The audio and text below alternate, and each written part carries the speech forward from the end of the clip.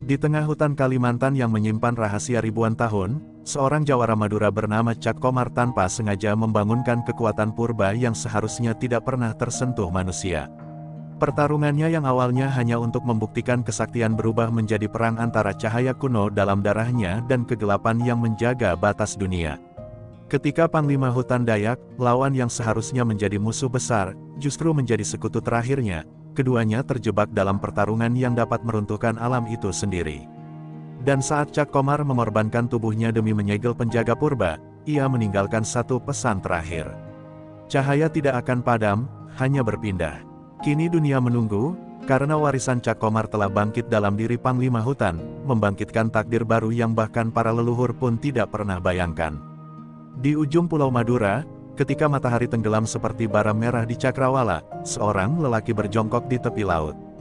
Dialah Cak Komar, jawara muda yang namanya telah menggetarkan pasar-pasar, pelabuhan, hingga padang ilalang. Angin sore mengibarkan sarung kotaknya, sementara tatapan matanya seperti menembus garis langit. Malam itu, Laut Madura bergemuruh aneh, seperti menyampaikan pesan yang hanya dapat dibaca oleh mereka yang mengerti bahasa alam. Komar bukan jawara biasa. Sejak kecil ia ditempa oleh Ki Damarwala, penjaga pusaka dan ahli Raja Angin yang hidup jauh dari keramaian. Di balik tubuhnya yang tampak sederhana, mengalir ilmu tua yang diwariskan turun-temurun dari leluhur penjaga angin. Namun malam itu, Komar merasa gelisah, angin selatan yang biasanya tenang berubah menjadi kasar, membawa aroma asing yang membuat jantungnya berdebar. Di padepokan sederhana yang terbuat dari kayu dan anyaman bambu, Ki Damarwala duduk bersila. Tubuhnya yang renta tampak lebih rapuh dari biasanya, tetapi matanya bersinar tajam. Ketika Komar memasuki ruangan, sang guru langsung membuka percakapan tanpa basa-basi. "Komar, rimba di seberang pulau menangis," ucapnya lirih. Kata-kata itu menggantung di udara, membuat Komar terpaku. Tak pernah sebelumnya gurunya berkata sedramatis itu. Ki Damarwala kemudian menggambar rajah di lantai tanah dengan jarinya. Dalam sekejap, angin berputar di dalam ruangan, membentuk bayangan hutan lebat yang terbakar merah. Terdengar raungan binatang, jeritan roh, dan gema dentuman yang membuat Komar merinding. "Ini bukan hanya tentang pohon tumbang," lanjut sang guru. "Ada tangan-tangan manusia yang bermain dengan kegelapan. Dan kau, Komar, kaulah yang harus pergi." Komar menelan ludah. Ia selalu siap bertarung, tetapi tak pernah membayangkan harus meninggalkan tanah kelahirannya. "Kenapa saya, guru? Banyak jawara di Madura yang lebih tua, lebih matang," protesnya. Ki Damarwala tersenyum pahit. "Karena hanya engkau yang memiliki jiwa penjaga. Yang lain hanya berilmu, tapi tak punya hati. Dan ingat, ini bukan pertempuran antara manusia, ini tentang menjaga keseimbangan." Sang guru membuka sebuah peti kayu kecil. Di dalamnya bersinar sebuah keris pusaka berukir angin, angin pramana. Komar terhenyak, keris itu hanya diberikan kepada jawara yang siap mempertaruhkan hidupnya demi alam Nusantara. Ketika ia menyentuh gagangnya, angin seakan berputar mengelilingi tubuhnya, dan sekelebat suara leluhur terdengar berbisik di telinganya. Ki Damarwala menatapnya dengan mata berkaca-kaca. "Komar, ini mungkin perjalanan satu arah," kata sang guru pelan. Komar merasakan dada berat, karena kalimat itu terdengar seperti perpisahan. Ia duduk bersimpuh, mencium tangan gurunya. Ki Damarwala menatap murid kesayangannya itu dengan raut penuh bangga, lalu menepuk bahunya untuk terakhir kalinya. Di luar, angin selatan berhenti seketika, seolah alam pun ikut menahan napas. Malam itu, Komar berjalan sendirian menuju dermaga tua. Cahaya bulan membentuk siluet tubuhnya, memanjang dan bergetar di permukaan air. Kapal kecil telah menunggu untuk membawanya menuju Kalimantan, menuju takdir yang belum ia pahami. Dan ketika ia menapakkan kaki di atas perahu, angin tiba-tiba berhembus lembut, seperti salam perpisahan dari tanah garam.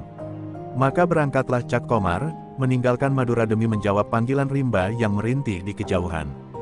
Kabut pagi menggantung tebal di atas hutan Kalimantan ketika sebuah genderang sakral dipukul bertalu-talu. Suara itu menggema ke seluruh penjuru rimba, memanggil roh-roh penjaga yang mulai gelisah. Di tengah lingkaran batu tua, berdirilah Panglima Arungwana, pemangku adat yang tubuhnya dipenuhi tato rimba berwarna hijau gelap. Sorot matanya tajam seperti mata burung enggang yang melihat jauh ke dalam masa depan.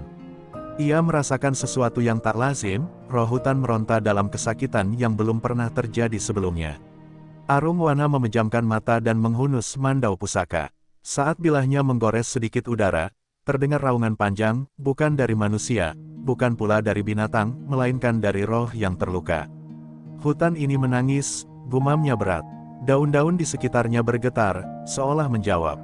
Semangat leluhur Dayak berbisik ke telinganya, memperlihatkan kilasan bayangan, pohon besar tumbang, tanah terbelah, dan makhluk hitam yang merayap ke akar-akar rimba. Beberapa tetua Dayak berdatangan. Panglima, roh penunggu mengamuk. Bahkan Hampatung, roh penjaga pintu alam, tidak bisa menenangkan mereka, ucap salah satu tetua. Arung Wana hanya mengangkat kepalanya perlahan. Dalam visinya semalam, ia melihat lebih dari sekadar kerusakan hutan. Ia melihat sosok asing dari seberang lautan. Seseorang yang dianggap mencemari keseimbangan rimba. Ada yang datang dari timur, seorang pembawa angin, gumam Arung Wana. Para tetua saling pandang, bingung. Ritual, nyaring sumpit, pun dilakukan. Arung Wana meniupkan asap kemenyan rimba ke atas bara api, lalu melemparkannya ke udara. Seketika, asap itu berubah bentuk, menjadi siluet seorang lelaki bersarung, membawa keris yang memancarkan angin biru. Roh-roh di sekeliling mereka mendesis marah. Dialah penyebabnya, teriak salah satu roh, menggema keras di kepala para tetua. Arung Wana merasakan tengkuknya dingin. Ia belum tahu sosok itu adalah Cak Komar, yang kini sedang menuju Borneo membawa misi kebaikan. Tiba-tiba tanah berguncang, pohon-pohon bergetar, dan dari balik kegelapan semak, keluar makhluk-makhluk rimba yang biasanya bersifat damai. Mata mereka merah, napas mereka terengah seperti sedang terbakar kemarahan. Arung Wana mengangkat mandau setinggi kepala, membentuk lingkaran perlindungan. Roh telah kehilangan arah, desisnya. Ada kekuatan gelap yang mempermainkan mereka. Tetua-tetua surut beberapa langkah, gentar melihat rimba yang berubah liar seperti binatang kelaparan. Arung Wana memutuskan memanggil kekuatan tertinggi adat, roh Ranying Petara, penjaga keseimbangan alam. Ia menghentakkan gagang mandau ke tanah 3 kali. Petir menyambar langit tanpa hujan. Dari balik cahaya petir itu, terdengar suara menggema, berat dan menekan, keseimbangan terbelah. Ada tangan manusia yang mengusik. Ada jawara dari seberang pulau yang mendekat, suara itu terputus, meninggalkan bisikan samar yang semakin memperkeruh amarah seluruh rimba. Dengan napas berat dan dada mengencang, Arung Wana membuat keputusan besar. Jika laki-laki itu adalah pembawa bencana, ucapnya, maka aku harus mencegahnya sebelum telapak kakinya menyentuh tanah Borneo. Sorotan matanya berubah sedingin baja. Para tetua mengangguk, tidak berani membantah. Mereka tak tahu bahwa sesungguhnya, seseorang telah menebar fitnah spiritual untuk mengadu domba dua penguasa alam. Pemanggil angin dari Madura dan Panglima Hutan dari Kalimantan. Sementara itu, jauh di Kali Sasak, suara dayung para pengayuh perahu tradisional semakin dekat. Di atasnya, duduk seorang lelaki bersarung dengan keris pusaka terselip di pinggang. Cak Komar, yang baru tiba di tepi Borneo, menarik napas panjang tanpa tahu bahwa Panglima terhebat Kalimantan sedang bersiap menyambutnya bukan dengan tangan persahabatan, tetapi dengan kemarahan yang bisa memanggil seluruh roh rimba untuk berperang. Perahu yang ditumpangi Cak Komar merapat perlahan di sebuah tepian sungai besar yang dikelilingi pepohonan raksasa. Begitu kakinya menjejak tanah Borneo, udara berubah berat, seakan hutan itu langsung menilai siapa dirinya. Angin selatan yang biasanya menjadi sahabatnya justru meredup, seperti segan menyentuh pekatnya roh rimba Kalimantan. Komar mengerutkan kening, dari kejauhan, ia merasakan aura permusuhan yang tidak dapat dijelaskan. Ada yang menunggunya, ada yang mengamati. Saat ia melangkah lebih dalam ke hutan, tiba-tiba pundaknya terasa dingin, dan dunia sekitarnya berubah remang-remang. Daun berhenti bergerak, suara sungai menghilang, dan aroma tanah basah mendadak memudar. Komar mengenali keadaan itu, ruang batin, dimensi di mana roh dan kenangan bergulung menjadi satu. Tepat di depannya, sosok Ki Damarwala muncul perlahan, temaram seperti asap dupa. Komar tertegun, meski tahu gurunya telah tiada, melihat sosoknya kembali membuat dadanya mencelus. Komar, suara gurunya terdengar berat namun lembut, seperti angin yang dipaksa memikul beban. Rimba Borneo bukan sekadar hutan. Ia adalah rumah bagi leluhur yang tidak mengenal kompromi. Sosok itu memandang muridnya dengan mata sayu. Kau akan dituduh sebelum didengar, diserang sebelum ditanya, dan ditantang sebelum dikenali. Komar menunduk, menahan air mata yang tiba-tiba menghangatkan matanya. Ia merasa seperti anak kecil lagi di hadapan guru yang dulu menuntunnya menembus badai. Ki Damarwala melanjutkan, ada panglima besar di sini, penjaga hutan yang kekuatannya setara dengan badai gunung. Namanya Arungwana. Ia bukan musuhmu, tapi akan memperlakukanmu sebagai ancaman. Angin kencang berputar di ruang batin, mengguncang daun-daun. Kegelapan sedang memancing perang antara dua penjaga alam. Kau dan dia, dua kekuatan yang seharusnya bersatu. Komar mengepalkan tangan, kini mengerti mengapa angin selatan tidak tenang sejak ia berangkat. Sang guru kemudian mendekat, suaranya merendah, nyaris berbisik. Ingat, Komar, kekuatanmu bukan pada pusaran angin, bukan pada keris pramana. Tapi pada kemampuanmu melihat hati manusia di balik amarahnya. Lalu pandangannya berubah kelam. Ada pihak yang merusak rimba dan menutupinya dengan fitnah. Jika kau terpancing emosi saat bertemu Panglima Arungwana, kau akan menjadi alat permainan mereka. Kata-kata itu menusuk dada Komar, membuatnya sadar bahwa ujian ini bukan soal ilmu semata, tetapi soal kendali diri. Tiba-tiba ruang batin berguncang hebat, seperti ditarik oleh kekuatan luar. Wajah Ki Damarwala mulai memudar, namun ia menatap Komar untuk terakhir kalinya. Kau bukan datang untuk mencari musuh. Kau datang untuk menemukan saudara. Lalu sosoknya hilang seperti abu ditiup angin, meninggalkan keheningan yang memekakkan. Komar berdiri terpaku dalam kegelapan yang perlahan berubah kembali menjadi hutan nyata. Saat kesadarannya kembali, Komar mendapati tubuhnya basah oleh keringat. Detik berikutnya, suara gemerisik keras terdengar dari balik pepohonan. Sejumlah prajurit Dayak muncul dengan mata tajam dan tubuh dilukis perang. Mandau mereka terhunus, dan salah satu dari mereka berteriak, "Itu dia. Lelaki dari timur, pembawa angin perusak." Komar mengangkat tangan perlahan, tidak ingin memulai pertarungan, tetapi tenaga roh rimba yang melekat pada para prajurit membuat mereka tampak seperti kekuatan alam yang tak terbendung. Di atas batang pohon besar, sosok tinggi berotot dengan tato rimba menghiasi tubuhnya berdiri dengan aura menggetarkan udara. Dialah Panglima Arungwana, yang sejak malam sebelumnya telah bersumpah menghentikan jawara dari seberang pulau. Mandau pusakanya berkilat, dan matanya bersinar tajam seperti mata leluhur yang siap menghakimi. Komar menelan napas. Pesan gurunya kini menjadi kenyataan, ia tak punya pilihan selain menghadapi Panglima itu, meskipun ia tahu bahwa pertemuan ini bisa menyalakan perang antara angin dan rimba. Mandau para prajurit Dayak berkilat di bawah cahaya matahari yang menembus celah daun raksasa. Udara di sekitar Cak Komar terasa menegang, seolah seluruh hutan ikut menahan napas. Komar berdiri tanpa bergerak, kedua tangannya masih terangkat sebagai tanda tidak berniat melawan. Namun roh hutan yang menunggangi amarah para prajurit membuat mereka terlihat seperti bayangan-bayangan liar siap menerkam. Dari atas pohon, Panglima Arungwana menatapnya tajam, seperti membaca setiap gerak napasnya. "Aku Arungwana, penjaga rimba Kalimantan," seru Panglima itu, suaranya bergema bagai gong raksasa yang membelah udara. "Roh hutan melihat tindakanmu sebagai ancaman. Kau datang dari timur membawa angin yang tak kami undang." Komar menelan ludah, mencoba menata napas. "Saya datang bukan untuk merusak," jawabnya hati-hati. "Saya datang atas panggilan guru dan alam." Namun tiap kata yang ia ucapkan justru membuat roh-roh di sekitar prajurit mendesis semakin keras, seperti menolak kebenaran. Tiba-tiba salah satu prajurit melompat maju dengan teriakan tajam, mandau terarah tepat ke dada Komar. Refleks, Komar menggerakkan jari-jarinya. Pusaran angin kecil terbentuk, cukup kuat untuk memecah lintasan serangan dan mendorong prajurit itu mundur tanpa melukai. Tapi justru itu yang memicu ledakan kemarahan. "Itu dia, ilmu angin perusak," teriak beberapa prajurit lain. Komar mengangkat kedua tangannya lagi, lebih tinggi. Ia bisa menghempaskan mereka semua dalam sekejap, tapi pesan sang guru menahan seluruh dorongan itu.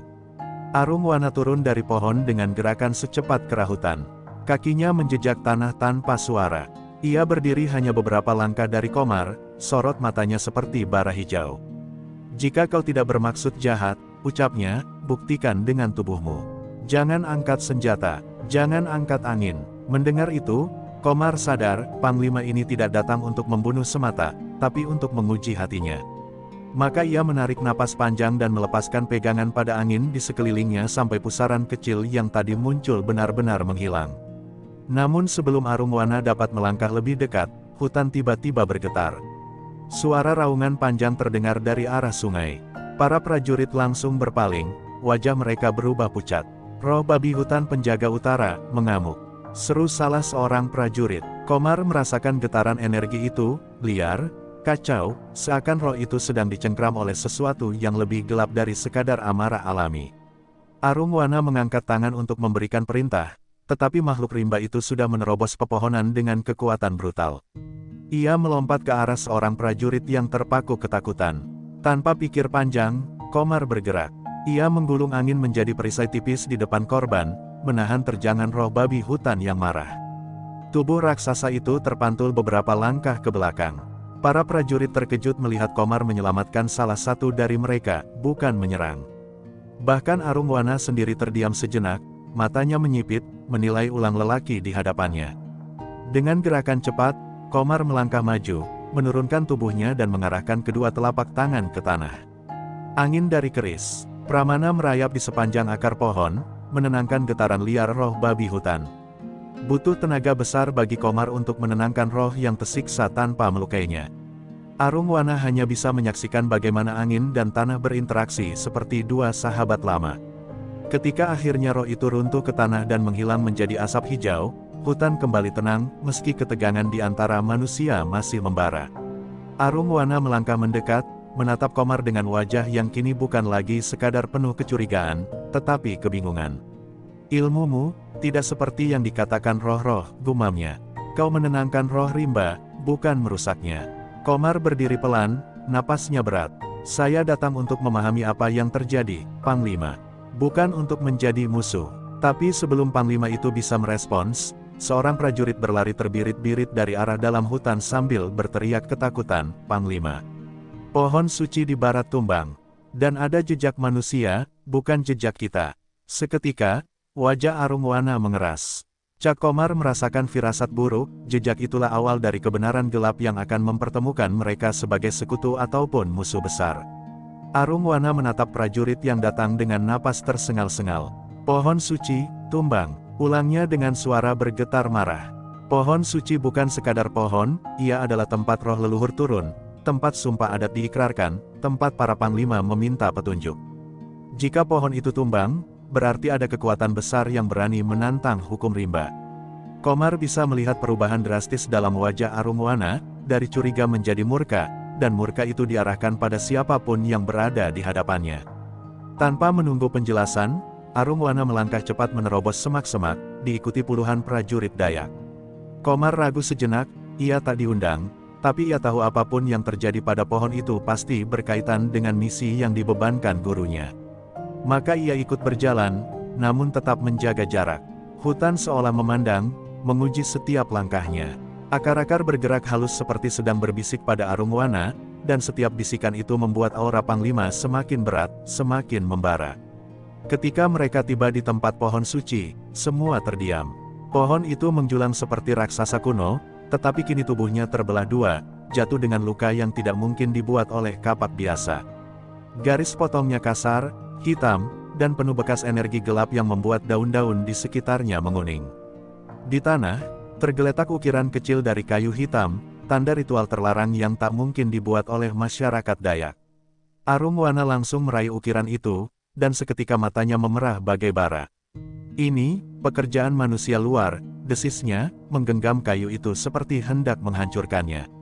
Mereka menuduh angin dari timur sebagai perusak, tapi tangan mereka sendiri yang merusak rimba kami. Lalu ia menoleh perlahan ke arah Komar. Semua prajurit langsung menegang, mengira Panglima akan kembali menyalahkan jawara dari Madura itu. Komar berdiri tegak, menerima tatapan itu dengan tegar. Tapi yang terjadi justru sebaliknya, Arungwana menatapnya lama, seakan menimbang sesuatu yang lebih dalam dari sekadar prasangka. Aku ingin melihat hatimu yang sebenarnya, lelaki angin, ucap Arungwana tiba-tiba. Jika kau benar penjaga seperti yang kau klaim, maka kau bisa melihat apa yang tidak dapat dilihat oleh mata. Kita akan bertarung, bukan untuk saling membunuh, tapi untuk membuka tabir kebenaran. Para prajurit terkejut. Duel kehormatan Dayak bukan sembarang pertarungan, ia adalah ritual spiritual yang mempertemukan roh dua pejuang untuk melihat niat terdalam masing-masing. Komar menundukkan kepala sedikit. Jika ini jalan yang harus saya lewati, saya siap. Mereka bergerak ke ruang terbuka di tengah rimba, tempat para Panglima dulu diuji kelayakan. Arungwana berdiri tegap, memegang mandau pusaka yang ujungnya memancarkan sinar hijau samar. Komar berdiri di seberang, memegang keris angin pramana di pinggang tetapi tidak mencabutnya. Ia tahu duel ini lebih banyak tentang jiwa daripada bilah senjata. Ketika Arungwana menghentakkan kakinya ke tanah, roh-roh rimba muncul seperti bayangan hijau berkilat, mengitari arena dengan suara-suara mendesis. Arungwana menyerang cepat, lebih cepat dari manusia biasa. Mandau menyambar udara, meninggalkan jalur cahaya hijau. Komar menghindar dengan gerakan halus, memanggil angin sekadar menggeser tubuhnya. Setiap kali bilah mendekat, angin tipis menahan tanpa membalas. Duel itu seperti tarian maut yang seimbang, tanah melawan angin, rimba melawan langit. Namun semakin lama, Arungwana semakin melihat sesuatu yang membuatnya terdiam. Komar tidak sekalipun menggunakan ilmu anginnya untuk melukai. Akhirnya, Arungwana menghentikan serangannya. Nafasnya berat, bukan karena lelah, tetapi karena ia mulai memahami. "Kau tidak berbohong," bisiknya. "Hatimu tidak mengandung niat jahat. Bahkan roh rimba yang marah pun tak menemukan gelap di jiwamu." Dalam keheningan itu, muncul bisikan angin dan gumaman roh yang seolah mengakui kebenaran tersebut. Tetapi sebelum mereka sempat menyimpulkan lebih jauh, sebuah ledakan suara menggema dari arah utara, dalam, berat, seperti tubuh sesuatu yang raksasa sedang bangkit. Arungwana dan Komar saling menatap. Musuh yang sesungguhnya telah bergerak. Sungai hitam mengalir tenang, tetapi udara di sekitarnya sudah berbau firasat buruk. Kabut tipis menggantung di permukaan air yang gelap seperti lumpur purba. Di tepi sungai itu, Cak Komar berdiri dengan tangan masih berlumur tanah dari ritual terakhirnya. Jantungnya tetap berdetak cepat setelah melihat kembali roh wanita berambut putih yang beberapa kali memperingatkannya. Ia merasakan getaran dari dalam tanah, seakan setiap akar, setiap batu, setiap aliran air mencoba mengisyaratkan sesuatu. Dan untuk pertama kalinya dalam hidupnya sebagai jawara sakti, ia merasa benar-benar diawasi oleh sesuatu yang bukan manusia. Di sisi lain sungai, samar-samar terdengar derap langkah seperti ratusan kaki berjalan serempak. Namun ketika Cak Komar menajamkan pendengarannya, suara itu menghilang begitu saja, digantikan oleh lengkingan seruling hutan yang terdengar sendu namun mematikan. Suara itu sangat berbeda dari suara panggilan Panglima Hutan yang pernah ia dengar sebelumnya. Ini lebih gelap, lebih dalam, seakan berasal dari perut bumi yang menyimpan jiwa-jiwa tak tenang. Cak Komar menelan ludah, merasakan bulu kuduknya meremang meski angin hutan tidak bergerak sama sekali. Tiba-tiba, permukaan sungai hitam bergetar. Dari balik air yang gelap, muncul gelembung-gelembung besar seperti sesuatu tengah bergerak dari dasar sungai menuju permukaan. Cak Komar mundur setapak, mempersiapkan diri. Namun yang muncul bukanlah makhluk raksasa seperti dugaan awalnya. Sebaliknya, satu persatu tubuh prajurit suku Dayak muncul, berdiri tegak di atas permukaan air, tanpa tenggelam sedikitpun. Mata mereka kosong, wajahnya pucat seperti kayu lapuk. Gerakan mereka lambat, tetapi serempak, seperti boneka yang ditarik oleh benang tak terlihat. Cak Komar langsung tahu, ini bukan manusia hidup. Ini adalah prajurit Bangkalan, pasukan arwah dari legenda Kalimantan yang hanya dapat dipanggil oleh Panglima Hutan ketika masa genting tiba. Namun mengapa mereka dipanggil sekarang? Bukankah Panglima belum pernah menyerang lebih dulu tanpa alasan? Apa sebenarnya kekuatan gelap yang mulai mencampuri pertarungan mereka? Ribuan pertanyaan berkecamuk di pikiran Cak Komar, namun ia tahu satu hal, dia tidak bisa lari. Tidak di tanah orang, tidak di hadapan roh-roh penjaga hutan. Para prajurit arwah itu kemudian terdiam, lalu serentak menundukkan kepala ke arah Cak Komar. Seolah-olah mereka memberi hormat, atau mungkin peringatan. Seketika udara di sekitar sungai berubah dingin. Dari balik pepohonan raksasa, terdengar suara langkah berat. Tanah bergetar halus setiap kali suara itu mendekat. Daun-daun kering berguguran meski tidak ada angin. Dan perlahan, dari dalam kabut, muncul seorang figur besar dengan tato-tato merah darah menyala di dadanya.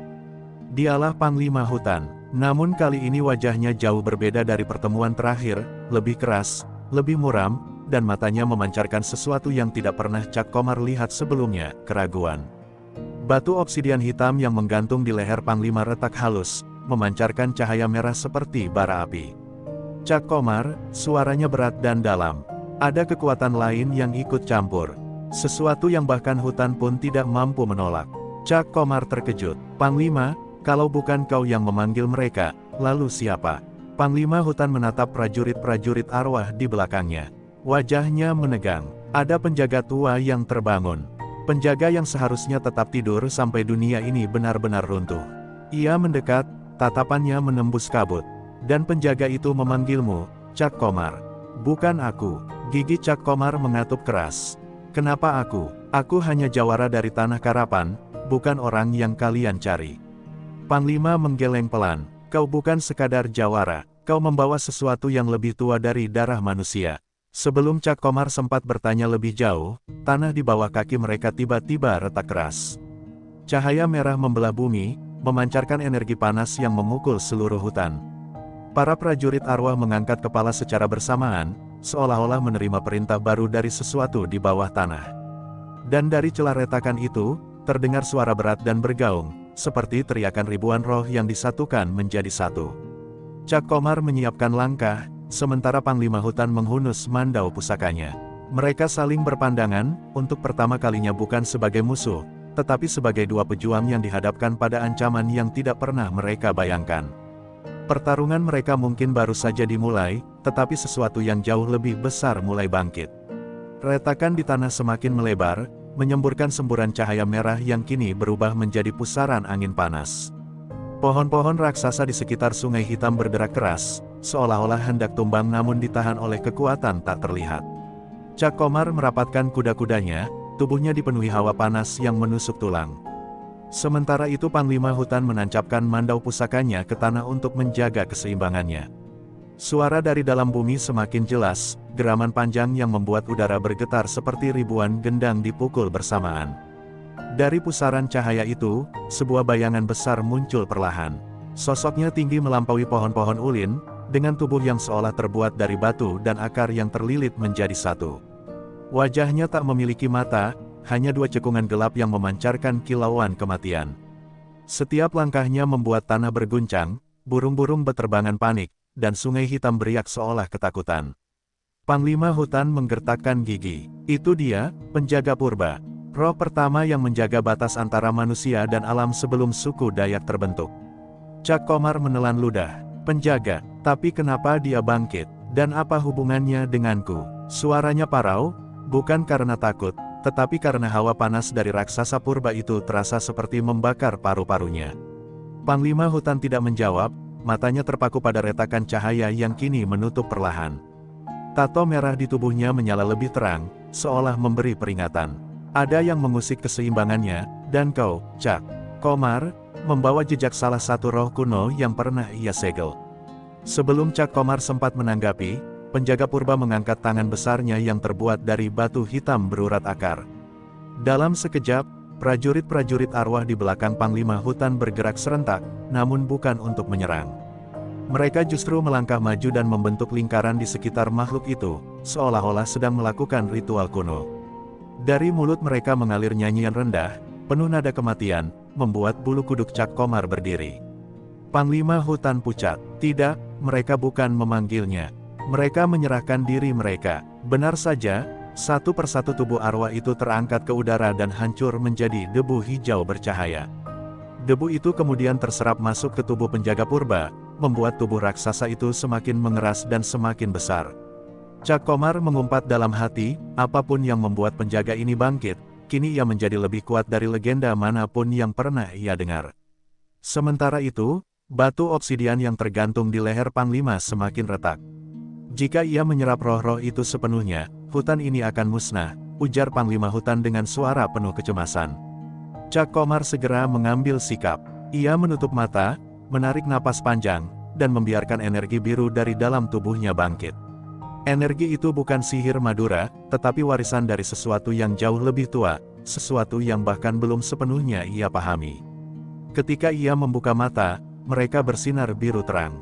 Kalau dia bangkit gara-gara aku, maka aku sendiri yang akan menghadapinya.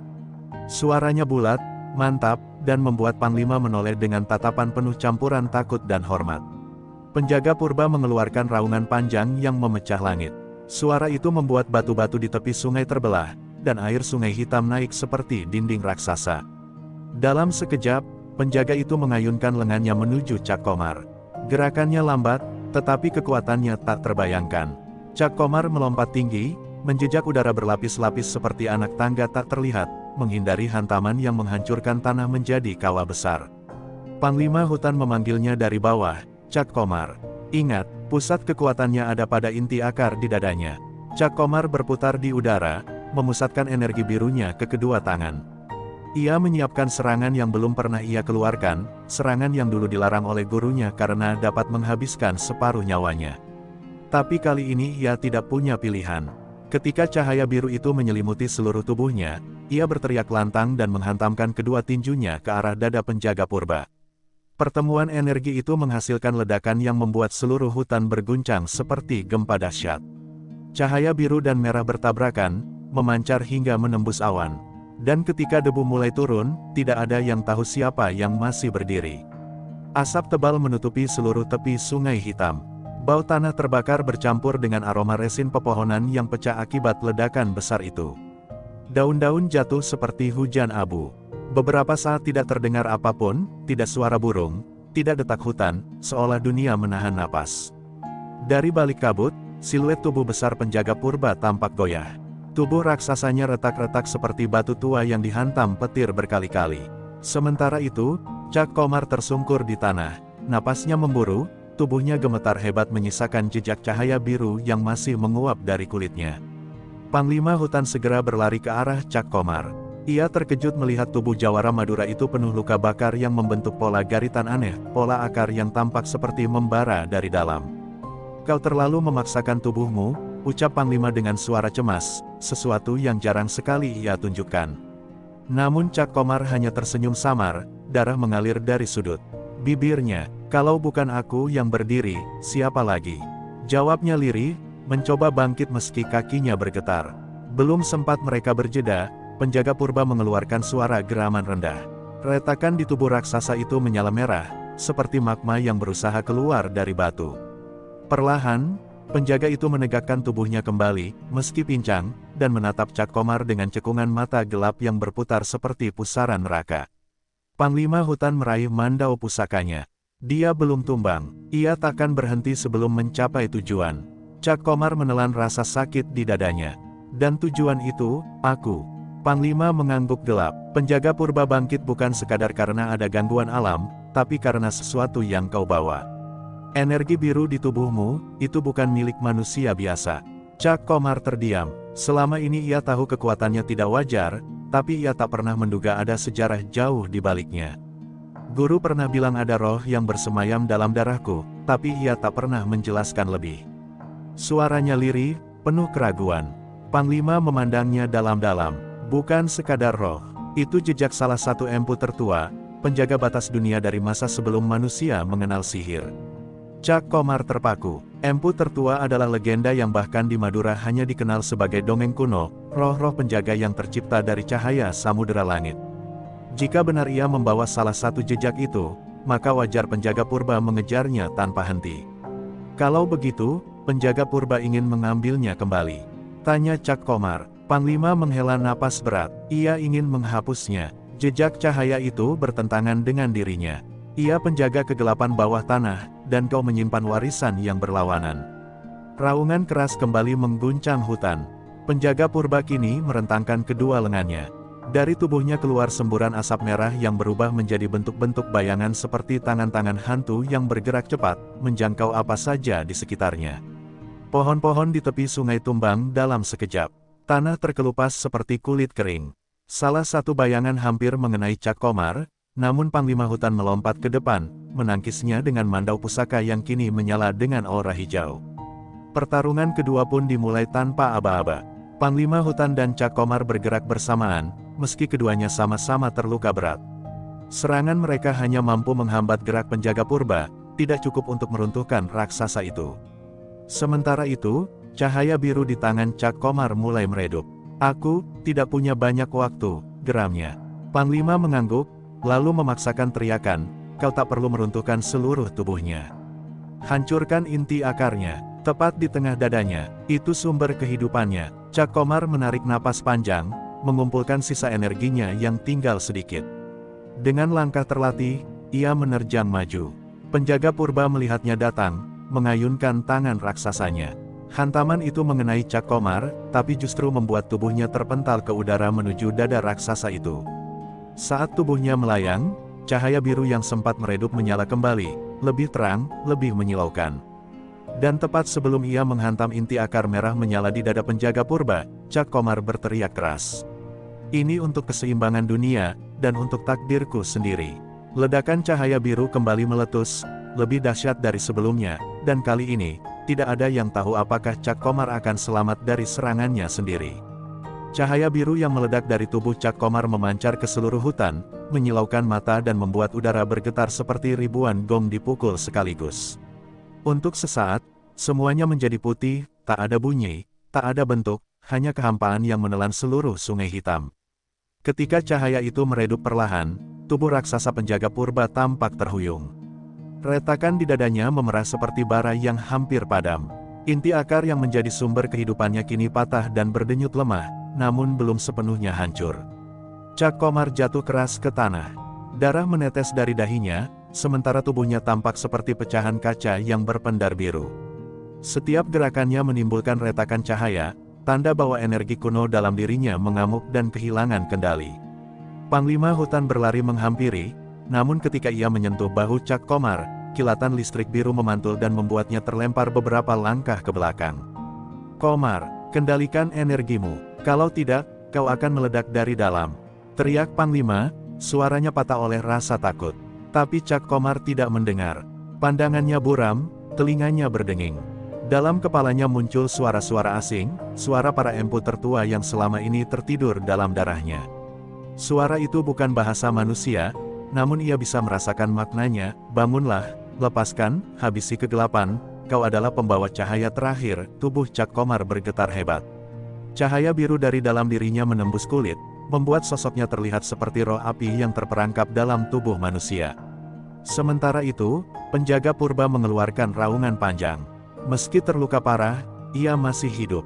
Dari retakan tubuhnya keluar asap hitam yang berkumpul di udara, membentuk bayangan besar dengan wajah seperti tengkorak tanpa mata. Bayangan itu berbisik dalam bahasa yang menusuk jiwa, suara yang mampu mematahkan keberanian manusia paling perkasa. Cahaya, harus padam, bisik sang kegelapan purba. Akar-akar hitam keluar dari tanah, merayap cepat menuju Cak Komar, berusaha merenggutnya sebelum cahaya dalam dirinya kembali meledak. Panglima hutan melompat ke depan, menghantam akar-akar itu dengan mandau pusakanya yang kini menyala hijau terang. Setiap ayunan pisaunya menghasilkan kilatan energi yang memotong akar-akar gelap seperti ranting kering. Aku tidak akan membiarkanmu mengambil anak ini, teriak Panglima dengan suara parau. Tato di tubuhnya menyala lebih kuat dari sebelumnya, seolah-olah warisan leluhur Dayak memaksa tubuhnya bertahan melebihi batas manusia biasa. Namun jumlah akar itu semakin banyak. Dari setiap sisi hutan, dari balik tanah, dari batang pohon, puluhan akar kegelapan muncul memanjang seperti lidah makhluk lapar. Panglima mulai kewalahan. Seluruh tubuhnya berdarah oleh goresan dan lilitan akar yang mencoba meremukkan tulangnya. Di tengah kekacauan itu, Cak Komar akhirnya berdiri, meski tubuhnya hampir tidak lagi berbentuk manusia sepenuhnya. Matanya memancarkan dua cahaya biru yang sangat tajam. Panglima, suara Cak Komar bergema, dua lapis, seperti ada makhluk lain berbicara bersamanya. Mundur, Panglima menatapnya, napasnya tersengal. Komar, jangan lakukan itu. Energi itu bisa menghancurkan tubuhmu. Namun Cak Komar hanya tersenyum, senyum pahit dan pasrah. Kalau aku tidak menghancurkannya, dia akan menghancurkan dunia kita. Cahaya biru semakin kuat, membentuk lingkaran cahaya di sekitar tubuhnya. Tanah di bawahnya retak membentuk pola bintang kuno. Suasana berubah tidak hanya panas, tetapi juga sakral, seolah-olah alam mempersiapkan ritual pemurnian terakhir. Dengan teriakan yang menggelegar, Cak Komar menghantamkan kedua tangannya ke tanah. Cahaya biru meledak ke segala arah, membentuk pilar cahaya raksasa yang menembus langit. Akar-akar hitam yang mencoba menggapainya hancur seketika. Penjaga purba berteriak, tubuhnya pecah menjadi serpihan batu dan akar yang terbakar oleh cahaya. Sungai hitam mendidih, hutan bergetar, dan langit terbelah oleh kilatan cahaya biru. Di tengah ledakan itu, di tengah cahaya yang menyilaukan, siluet Cak Komar tampak perlahan memudar. Seolah tubuhnya tidak lagi sanggup menahan cahaya yang meledak dari dalam dirinya. Ketika cahaya akhirnya padam, tak ada yang tahu apakah Cak Komar masih hidup, atau telah menjadi bagian dari cahaya yang ia lepaskan. Cahaya biru perlahan mereda seperti senja yang ditelan malam. Hutan Dayak yang sebelumnya bergetar kini menjadi sunyi, terlalu sunyi hingga Panglima Hutan merasa seolah dunia telah kehilangan napasnya. Asap tipis bergulung-gulung, menutupi bekas medan pertempuran yang kini berubah menjadi kawah besar dengan tepi hangus. Sungai hitam yang dulu mengalir deras kini terbelah, airnya mengalir lambat seperti pasrah. Panglima berdiri dengan tubuh penuh luka, menatap pusat kawah itu, tempat Cak Komar terakhir kali berdiri sebelum tubuhnya diselimuti cahaya yang membutakan. Tak ada jejak Cak Komar, tak tubuh, tak bayangan, tak darah, hanya sebuah cekungan kecil yang memancarkan sisa-sisa cahaya biru lembut seperti detak jantung terakhir dari sesuatu yang telah pergi. Panglima Hutan berlutut di tepi kawah itu. Keringat dingin bercampur air hujan yang mulai turun. Air matanya jatuh tanpa ia sadari, membasahi tanah yang masih hangat oleh energi kuno. Anak dari tanah Karapan, kau telah menyelamatkan dunia yang bukan milikmu, bisiknya, suaranya lirih namun menggema di seluruh kesunyian. Langit perlahan berubah kelabu, dan hujan turun lebih deras. Setiap tetesnya seperti membawa kesedihan hutan atas tumbangnya satu jiwa yang berjuang melampaui batas manusia. Namun di tengah derasnya hujan itu, Panglima merasakan sesuatu, sebuah getaran kecil dari tanah di bawahnya. Bukan gempa, bukan energi kegelapan, melainkan getaran lembut seperti hembusan napas. Cahaya biru dari cekungan itu berkedip sekali, seperti isyarat bahwa sesuatu masih hidup. Panglima mendekat, menaruh telapak tangannya di atas cahaya itu. Saat kulitnya menyentuh tanah, pandangannya langsung dipenuhi kilatan-kilatan ingatan yang bukan miliknya, ingatan Cak Komar. Ia melihat kilas balik kehidupan sang jawara, masa kecilnya di Madura, latihan kerasnya, sumpah gurunya, hingga saat ia pertama kali menyadari kekuatan biru dalam dirinya. Semua itu mengalir cepat ke benak Panglima, diakhiri dengan pesan terakhir, jika aku hilang, bukan berarti aku musnah. Cahaya selalu mencari wadah baru. Tiba-tiba tanah bergemuruh. Dari dalam cekungan, seberkas cahaya biru naik perlahan, membentuk bola cahaya sebesar kepalan tangan. Cahayanya lembut, tidak membakar, tidak menyilaukan, seolah telah kehilangan amarahnya dan menyisakan hanya kedamaian. Bola cahaya itu bergerak pelan mendekati Panglima, melayang tepat di depan wajahnya. Panglima memandangnya dengan mata melebar. Komar, apakah ini sisa jiwamu? Namun bola cahaya itu tidak menjawab. Ia hanya berpendar perlahan, lalu masuk ke dalam dada Panglima Hutan sebelum sang Panglima sempat menghindar. Tubuh Panglima tersentak, lututnya lemas. Tato merah di tubuhnya berubah warna, dari merah darah menjadi campuran hijau dan biru. Untuk sesaat ia merasakan dua denyut dalam tubuhnya, kekuatan leluhur Dayak di satu sisi, dan sisa cahaya empu tertua milik Cak Komar di sisi lain. Dua kekuatan itu bentrok seperti ombak bertemu karang, membuat Panglima hampir kehilangan kesadaran. Namun perlahan benturan itu mereda, bergabung menjadi satu harmoni yang aneh tapi stabil. Panglima membuka mata, cahaya biru terpancar samar dari pupilnya. Komar, kau mempercayakan ini padaku. Hujan berhenti tiba-tiba, angin berembus ringan, membawa aroma tanah basah yang menenangkan. Dari balik pepohonan, roh-roh kecil hutan muncul satu persatu, menunduk hormat kepada Panglima. Mereka tahu, keseimbangan baru telah lahir. Kegelapan purba telah padam, tetapi cahaya pun tidak lagi berada di tangan seorang manusia Madura. Kini cahaya itu menetap dalam tubuh penjaga hutan Kalimantan, memberi harapan baru bagi dunia yang hampir terbelah. Panglima Hutan berdiri perlahan, wajahnya keras namun penuh kesedihan. Cak Komar, kau tidak hilang. Kau menjadi bagian dari hutan. Dan aku akan menjaga warisanmu. Dengan langkah berat namun mantap, Panglima berjalan menjauh dari kawah itu. Di belakangnya, tanah yang hangus mulai menumbuhkan tunas-tunas kecil, seolah hutan sendiri berterima kasih pada pengorbanan Cak Komar. Cahaya biru terakhir yang tersisa memudar perlahan di udara, seperti ucapan perpisahan. Panglima menatap langit dan berbisik, suatu hari, dunia akan tahu jasamu.